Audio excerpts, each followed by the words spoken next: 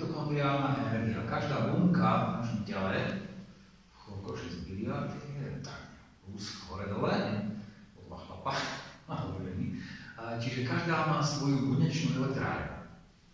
Ona vyrába, sa točí, maká, vyrába energiu, vyrába ATP. Ale ono to je taký iný pohľad, ono to bude trošku inak.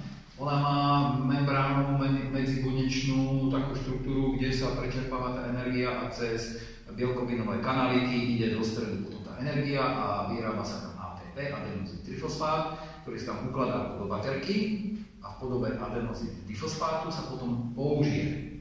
Čiže neustále prebieha tento proces.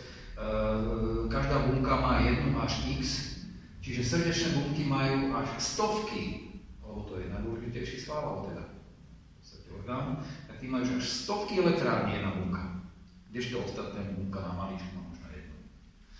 A tieto bunky za deň dobrého, správneho fungovania, keď sú dobre naladené, my sme naladení, tam sú ešte ďalšie iné úrovne toho, vyrobia energiu v množstve váhy našeho tela.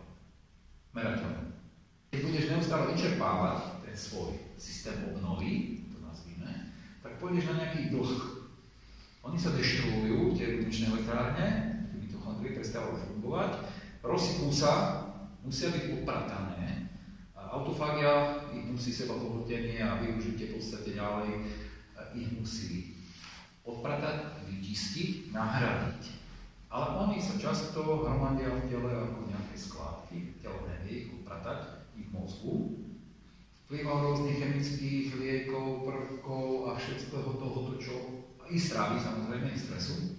A v podstate nedajú sa bežným, prírodzeným spôsobom vyčistiť. Že robia bloky. A už psychicky je dôležité to, ako to vnímam. To, že som pripravím, že tam budú nejakí chlapci, a to ten COVID, Omikron, alebo nejakú bacilu, a dávaj si pozor, zakrývaj si pusu, ja neviem, čo si rob všetko. Upozor, umývaj si ruky, ja neviem čo, to nevyvolá dobrý pocit v tom dieťati. Klidne to môže robiť. Ja nehovorím, že nie. Ale to, keď ho vystrašíme, že sa to stane, tak čo je s tým parkovacím miesto? Čo môžeš čakať? No? Čo myslíš? Ale tak, že sme tak boli vychovávaní, že ako náhle... No a preto je to ťažšie. Preto som to spomenul, že pre teba to bude ťažšie, ale keď už o tom teraz vieš, prečo to dávať do programu svojim deťom? Napríklad mnohí rodičia, dieťa lezú na trviesku. Ale na nás tam spadneš. Poznáte si, som nazval? A potom ešte rodič, ja som ti to hovoril. Masochisticky si, áno. A dieťa čo spraví? No, na budúce sa bude báť a keď sa bude pozerať ten rodič, babka, tí babky, prepáčením, to je taká deštrukcia ako, nie všetky, lebo mám vedľa chalupy detské ihrisko a tamto spoza plota počuje presne. Neraz tam švitneš sa, je to šviklavé, je tam rosa. No vidíš? Ja som ti to hovorila. No, ešte raz, a už tam nebudeš, že tam už nebudeš liesť.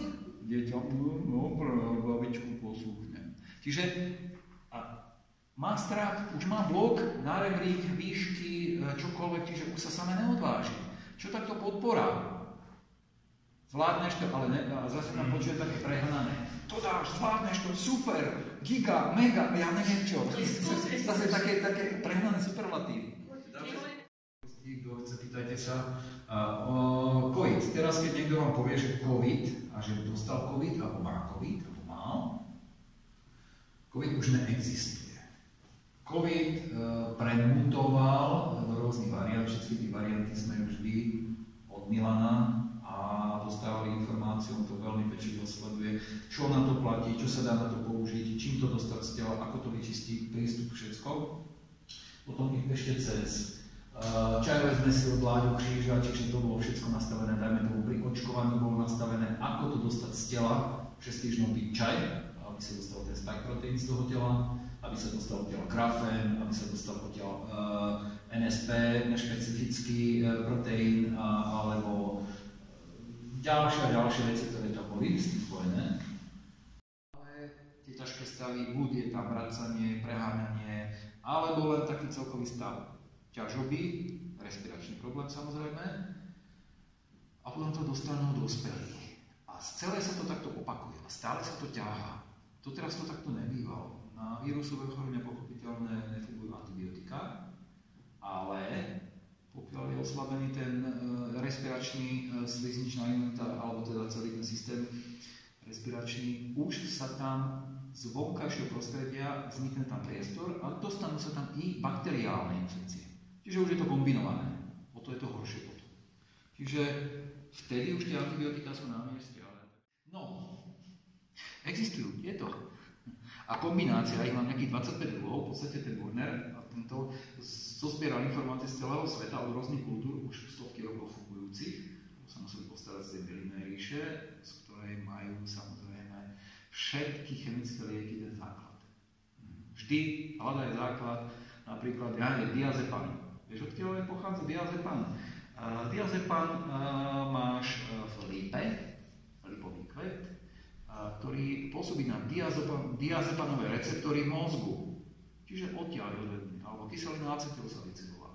Napríklad to sú všetky paralely, všetky v podstate paracetamoly a tie, ktoré acetylíny, áno, samozrejme tiež. Čiže ten pochádza vrbová zora, Salix alba, latinsky, biela alba. Ide len o to, kto vyhrá. To, aby sme sa dostali z tejto pozície, je jediná cesta, a je viacej, ale jedna z tých ciest je pohľad, že tretia možnosť existuje. Že není to ani to. Je to niečo medzi tým, alebo niečo úplne iné. Čiže to, keď ja nie, ale keď niekto bude s niekým bojovať, a keď niekto povie, bojujeme s rakovinou, väčšiu kravinu som počul, ale bojujeme s chorobou. Bojom nikdy nič nevyhráš. Bojujeme za mier. Bojujeme za mier, jasné. A správne sa nevzdáme. To sa hovorí, že bojovať za mier je ako troška za panejstvo, takže...